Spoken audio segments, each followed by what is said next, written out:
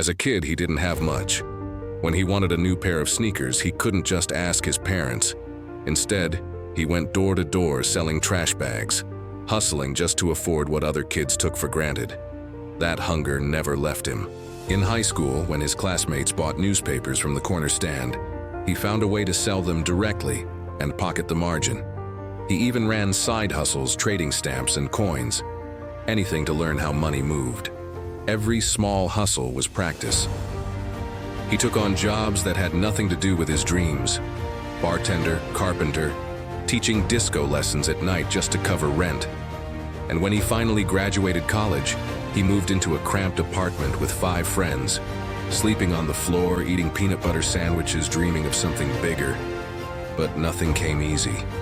He was fired from his very first real job at a software company after closing a big sale, because instead of opening the office that morning, he went to deliver the contract, fired for doing his job too well. That setback didn't break him. He started his own company, Micro Solutions.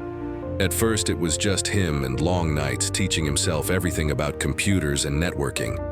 Slowly, it grew. He sold it for millions. For most, that would have been enough. But he wasn't done. Because in the mid-1990s, he saw something others ignored: the internet.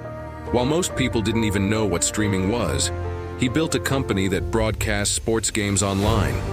Long before YouTube, long before Netflix, the company exploded.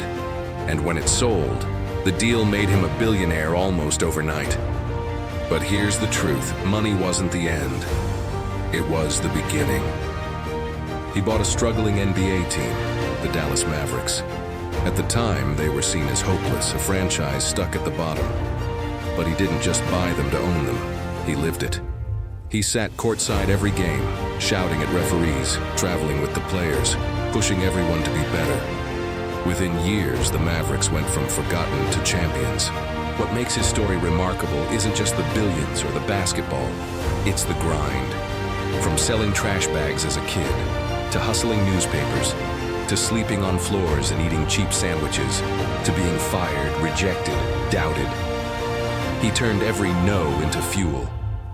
And today, even with all his success, he is known not for being quiet, but for being bold. He speaks his mind. He challenges tradition. He invests in dreamers the way no one once invested in him. Behind the billionaire title is still that same kid who hustled for sneakers.